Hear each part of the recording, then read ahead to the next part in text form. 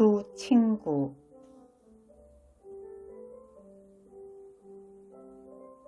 지방에 사는 고등학교 동창으로부터 전화가 걸려왔다. 서울 나들이 온 김에 만나고 싶다고 했다. 거의 10년 만이었다. 그래도 목소리만 듣고 단박 누구라는 걸 알 수 있었다는 게 신기하고 기분이 좋았다.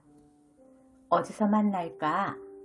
집으로 오라고 하고 싶었으나 그러려면 나도 서울 시내에 살고 있는 게 아니어서 좀 복잡해질 것 같았다. 우리 늘 만나던 데 있잖아. 종로서적 앞. 거기서 만나자. 나는 마치 10년의 세월이 없었던 양 자주 만나던 친구 대하듯 말했다. 종로서적 없어졌다며? 친구의 소리는 기운 없이 쓸쓸했다. 친구는 종로구 청진동 고옥에서 몇 대째 내리산 서울 토박이 중에 토박이었다. 거기서 나서 한 동네의 수송국민학교를 나와 바로 앞집에 해당하는 숙명여고를 나왔으니 종로통은 친구의 놀던 마당이자 옛날의 금잔디였다. 감회가 남다를 것이다. 우리의 모교인 숙명이 강남으로 이전하고 나서 몇 년이 지난 후 그 친구와 함께 청진동, 수송동 일대를 돌아다닌 적이 있다. 전통 깊은 사학은 작은 표지판으로 남고 그나마 찾는데 한참이나 걸렸다. 그가 살던 집도 물론 남아있지 않았다. 그때도 그는 보기 민망할 정도로 심란해했다. 그 동네에서 나고 자라고 학교 다니다가 한국 전쟁 때 피난 간 지방에서 좋은 인연 만나 결혼해서 눌러 살게 되었으니 종로 일대가 그에게는 고향 마을인 셈이었다. 정든 데가 하나 둘 없어져 가고 해마다 몰라보게 달라진다는 게 아무리 발전이라는 거라 해도 내 고향의 일이고 보면 어찌 쓸쓸한 일이 아니겠는가. 종로서적이 없어졌다는 게 더는 책방이 아니란 얘기지 그 건물이 없어진 건 아니니까 그냥 그 앞에서 만나자고 했더니 친구는 강한 어조로 싫어 라고 잘라 말하는 것이었다. 왜? 그냥 보기 싫어서. 나는 더는 권하지 못하고 호텔 커피숍 이름을 말해주었다. 그러고는 친구의 마음이 올마 붙은 것처럼 나도 한동안 쓸쓸한 감회에 젖어 또 한 친구를 생각했다. 종로서적이 처음 개점할 때 이름은 종로서관이었다. 아마 숙명여고 2학년 때였을 것이다. 일본어 번역본을 통해 문학의 세례를 받은 문학 소녀들에게 그곳은 꿈의 궁전이었다. 처음 보는 대형 서점이었다. 들어갈 때마다 가슴이 울렁거렸다. 어마어마하게 큰 매장이 우리말로 된 책으로 꽉 차 있다는 건 생각만 해도 가슴 벅찬 일이었다. 순수 문예지 문예가 창간된 것도 그 무렵이었다. 그러나 수업료 외의 책 살 돈을 따로 받을 수 있는 형편은 못 되었다. 우리 집이 특별히 가난해서가 아니라 그 시절의 부모들은 수업료와 전차표값 말고 용돈이라는 걸 따로 주는 법이 없었다. 어려운 시절이었다. 그러나 아무리 주머니가 비었어도 그 넓은 매장의 책들이 그림의 떡만은 아니었다. 나하고 친한 우리 반 단짝의 아버지가 그 책방의 창업주였으니까. 종로서관집 딸이 나하고 친하다는 생각만 해도 나는 어쩌면 그렇게 보기 좋을까 가슴이 뿌듯해지곤 했다. 그는 예사동무가 아니었다. 학교에서뿐 아니라 한 동네 동무이기도 해서 나는 그 댁 어른들과도 깍듯이 인사하고 지내는 사이였다. 그애도 나도 도남동 종점에 살았다. 독실한 기독교 집안이어서 그 집에서 교우들이 모여서 예배 볼 때 그 애가 특별히 끼워준 적도 있었다. 속으로 나는 내가 그 애하고 각별히 친하다는 걸 아무리 강조해도 시원치 않았다. 왜냐하면 학교가 파하고 집에 가는 길에 책방에 들러서 마냥 서서 책을 읽기 위해서였다. 나하고 제일 친한 아이네 책방이라고 생각하면 한결 눈치가 덜 보였다. 개업 초기에 그 책방은 가족끼리 경영하는 것 같다. 아버지는 물론 할아버지까지 나와 계셨는데 할아버지는 매장보다 높은 발코니 같이 생긴 곳에 서서 매장을 내려다보고 계셨다. 누가 책을 훔쳐가나 망을 보시는 거였다. 할아버지는 두루마기를 입고 안경을 쓰고 계셨는데 안경알이 실내의 전등을 반사해서 어디를 보고 계신지 종잡을 수가 없었다.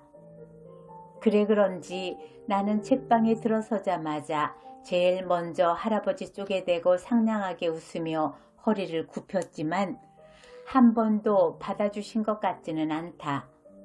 나는 할아버지가 내려다보고 계신 게 불편하고도 불안했다.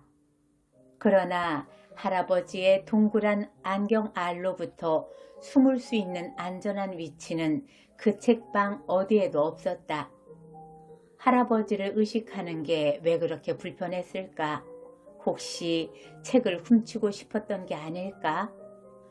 누가 뭐라고 그러는 것도 아닌데 눈치가 보여 읽던 책을 다 못 읽고 자리를 뜰 때면 아쉬운 마음과는 또 다른 야릇한 흥분으로 얼굴을 붉히곤 했는데 그게 혹시나 도심이 아니었을까?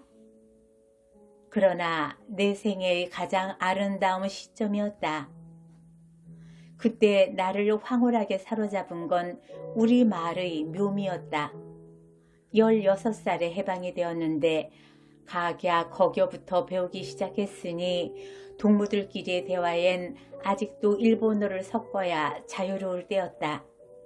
그래서 오히려 교과서나 옛 시가를 통해 접한 우리말은 놀랍고도 아름다운 신천지였다.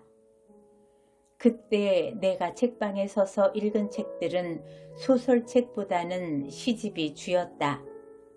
기억력이 왕성할 때였다. 읽는 족족 외기도 잘했다.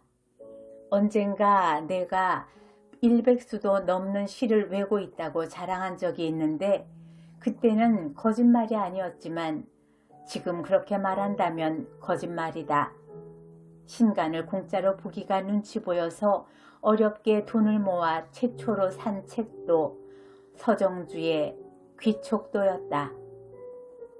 전쟁 중에 종로서관도 없어졌다가 환도 후 다시 개점을 했다. 그동안 나는 학생에서 가정주부로 신분이 변해 있었다. 사고 싶은 책이 있을 때마다 전차 타고 종로서관까지 나가는 게 사는 낙이자 평범한 일상의 매듭이었다. 그때까지도 그의 내가 책방 주인이었는데도 할아버지의 안경알이 전혀 생각이 안 나는 건 돈을 주고 책을 살 수 있는 당당한 고객이 되었기 때문에 더 이상 의식할 필요가 없어서였을 것이다. 세월이 가고 책방 주인도 그 애네 아버지가 아닌 딴 사람으로 바뀌었다. 그래도 나의 종로서적 사랑은 변함이 없었다. 신인 시절 내 최초의 창작집이 서점에 깔린 걸 보러 간데도 종로서적이었다.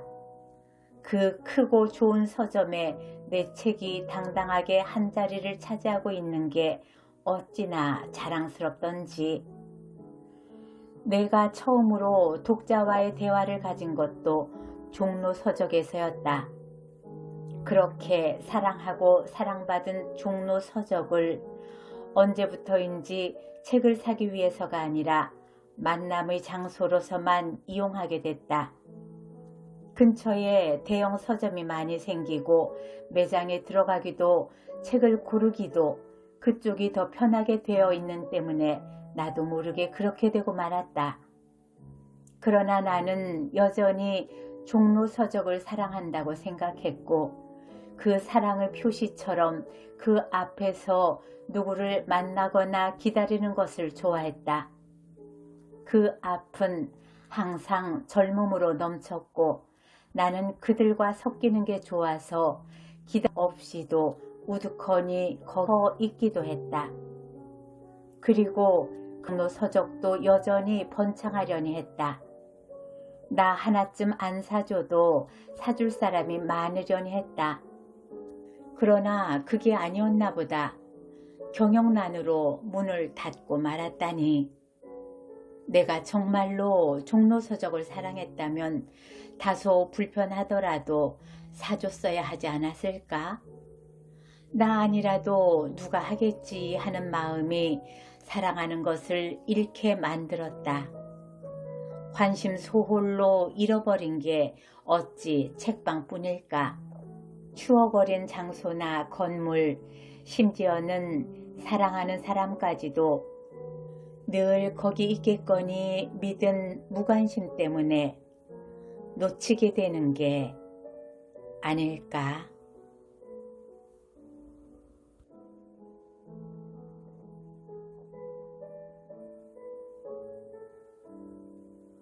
높아.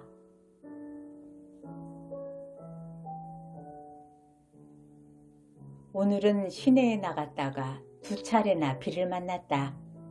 대단치 않은 비였고 빌딩 꼭대기에서 내려다보거나 지하도 입구에서 바라보았을 뿐 한 방울도 맞지는 않았는데도 온종일 몸이 시렸다.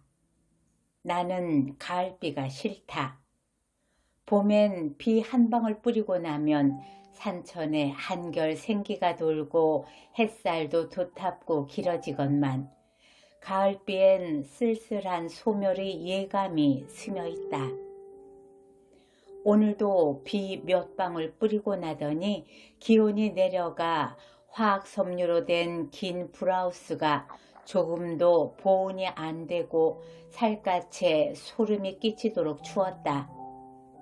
뭘 하나 더 걸치고 나올 걸 싶었으나 행인들의 옷도 나와 별로 다르지 않았다.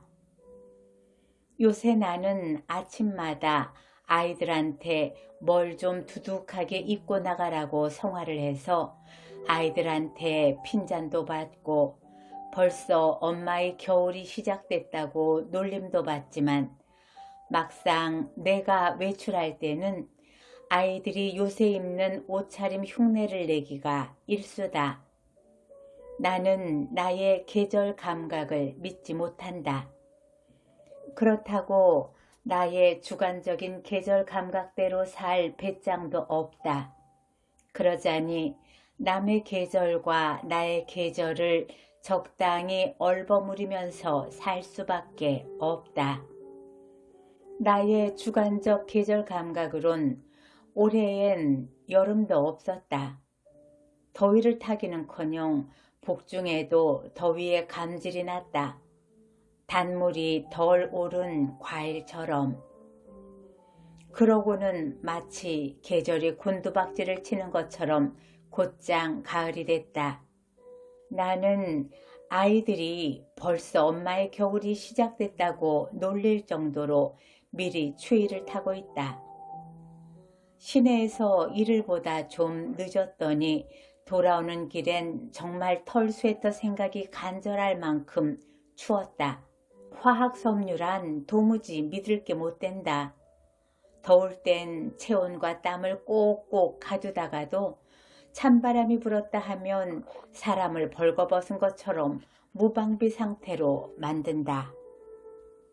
나는 지독하게 헐벗은 것처럼 초라한 마음으로 종종 걸음을 쳤다. 집 근처 시장거리까지 왔을 때였다. 나를 부르는 소리가 있었다. 아주머니, 아주머니, 마음 좋은 아주머니, 버섯떨이 해요. 500원에 한 보따리야. 나를 그렇게 부른 사람은 그 노파밖에 없었다. 마음 좋은 아주머니란 공칭에서 나는 번번이 모욕감을 느꼈다. 또 무슨 골탕을 먹이려고. 나는 이렇게 중얼거리면서 발길을 멈추었다. 늦은 시간이어서 노점상은 다 들어간 뒤건만 그 노파는 전봇대 밑에 혼자 남아 있었다. 우리 동네 시장은 정면은 근대적인 슈퍼마켓이고 뒤편은 생선이나 채소를 파는 재래식 시장으로 돼 있는데 이 허가 맡은 시장은 둘 다 별로 번창하는 편이 못 되고 시장으로 통하는 길가의 노점은 극성스러운 단속에도 불구하고 날로 번창해서 조용한 주택가 쪽까지 번지고 있었다. 내가 그 노파를 알게 된 것은 몇 해 전 겨울이었다. 그때는 노점상들이 지금처럼 번창하지 않을 때였는데도 그 노파는 거기서 채소를 팔고 있었다. 추위가 몰아치자 노점상은 철시를 하고 그 노파 혼자 남았다. 꽁꽁 얼어붙은 거리에서 젊은 사람도 아니고 머리가 허연 노인이 몇 푼 벌이를 위해서 온종일 떨고 섰다는 건 동정을 자아내기 전에 어떤 참사처럼 우선 외면 먼저 하고 싶게 했다. 그 겨울에 그 노파가 팔고 있던 것은 무였다. 그 노파는 무를 참으로 위했다. 무 가마니를 담요로 싸고 그 위에다 다시 시뻘건 캐시밀론 이불을 덮었다. 그러고도 부족해 점퍼나 털 스웨터, 해진 넝마 나부랭이를 주섬주섬 덮어놓은 무 가마니는 가관이었다. 무 가마니에 비해 노파의 옷은 얇고 허술해 보였다. 모자도 쓰고 장갑도 쓰고 털신도 신고 있었지만 털 스웨터는 털이 다 해진 낡은 거였다. 앞 가슴이 헐렁해서 변변치 못한 내복이 드러나 보였다. 파는 무가마니가 무슨 난로나 되는 것처럼 얼싸앉다시피 하고 앉았다가 갑자기 목 쉰 소리로 무 들어가요, 무. 얼었거나 바람 들었으면 돈 안 받아요. 속이 뱃속 같은 진흙박 무 들어가요, 무. 하고 구성지게 외쳐댔다.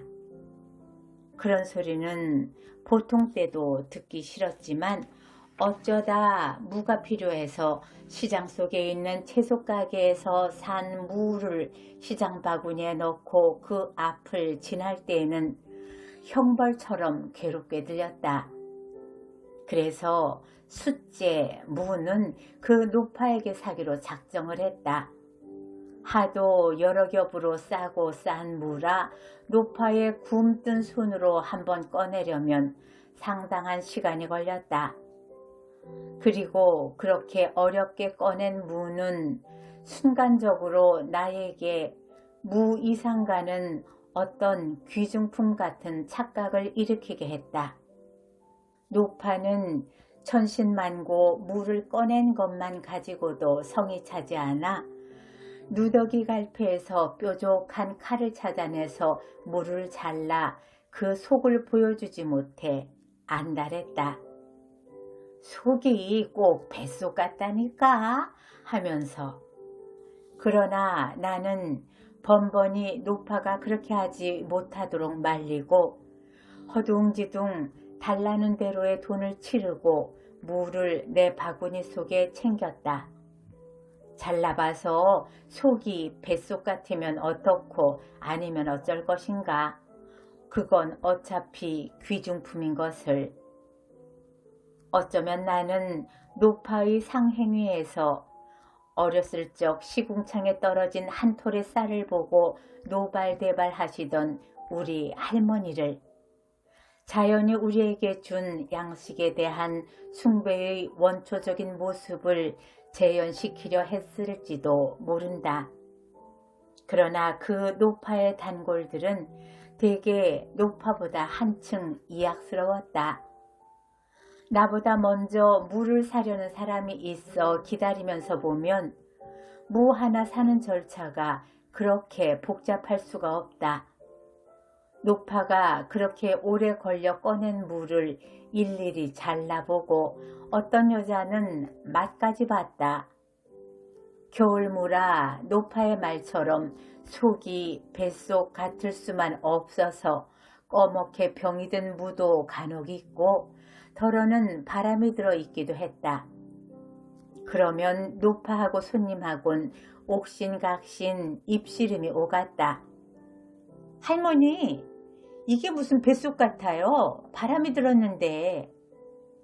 그러면 노파는 기절초풍을 할 듯이 허풍스럽게 놀라면서 어머, 이 아주머니 사람 잡겠네. 이 뱃속 같은 물을 백제 바람이 들었다고 우기네. 하고 악을 썼다. 그럴 땐 쉰 듯한 목청이 탁 트이면서 높고 날카로운 소리를 냈다. 승부는 좀처럼 날 것 같지 않다가도 어느 순간 노파가 큰 선심 쓰듯 무값을 반절로 깎으면서 대개는 흥정이 원만히 이루어졌다. 이렇게 해서 물을 싸게 사는 여자가 값비싼 밍크 목도리라도 두르고 있으면 나는 속으로 주체할 수 없는 혐오감을 느꼈다. 이렇게 이악스럽지 못한 나를 노파는 언제적부터 마음 좋은 아주머니라는 별명으로 불렀다. 그러나 그런 호칭이 결코 그 노파의 호의에서 우러난 것이 아니란 걸 나는 곧 알게 되었다. 그 노파는 나를 좋아하는 게 아니라 경멸하고 있었다. 내가 물을 잘라 달래지 않는 것을 알고부턴 슬쩍슬쩍 썩은 걸 섞어주기 시작했고 값도 남보다 비싸게 받았다. 여름에 채소가 흔할 때도 마찬가지였다. 항상 나에겐 바가지를 씌우려고만 했다. 어쩌다 내가 불평을 하면 마음 좋은 아주머니답지 않다고 핀잔이나 주기 일쑤였다. 그러나 나는 어쩐지 노파로부터는 노여날 수가 없었다. 마치 자신의 약점을 쥐고 있는 사람을 함부로 못하듯이 나는 노파를 함부로 하지 못했다. 노파는 나의 소위 착한 마음의 허실을 빛과 그늘처럼 명백히 들여다보고 있을 것 같았다. 그리고 나의 자선을 베풀고 싶어하는 마음을 비웃고 있는지도 모르겠다. 어쩌다 노파가 혼자서 고목처럼 서 있는 모습을 보면서 자존심이 후광처럼 서려 있다고 느낄 때가 있다. 그런 자존심으로 당당하게 장사를 해서 사는 노파가 고객에게 바라는 건 결코 자선이 아니라 평등이란 생각이 든다. 노파는 벌써 꾸깃꾸깃한 양회봉지 조각에다 팔다 남은 버섯 부스러기를 싹싹 쓸어 담고 있었다. 어디 봐요 할머니, 무슨 버섯인지 알기나 해야 살 게 아니에요. 나는 소용없다는 걸 알면서도 겨우 그 정도의 투정은 부려봤다. 어메, 이 아주머니 좀 봐. 누가 못 먹을 거 팔까 봐. 버섯 잘못 먹으면 죽거나 미치는데 남 죽으면 낸줄 성하려고 못 먹을 거 팔까. 염려 말고 갔다가 애들 볶아줘. 그까지 괴기 내놓고 먹을 테니까. 언제나 그랬던 것처럼 나는 노파의 강매 행위를 거절하길 단념하고 그걸 받아들고 돈을 지불했다. 마음속으론 또 언제나처럼 별렀다. 이번이 마지막이다. 이 노파한테 바가지 쓰는 건 결단코 이번이 마지막이다. 그러나 결코 그렇게 되지는 않으리라는 것 또한 알고 있었다. 노파에게 자선을 베풀고 있다는 우월감이 나에게 남아있는 이상 아마 나는 노파로부터의 그 정도의 보복은 피할 수 없으리라.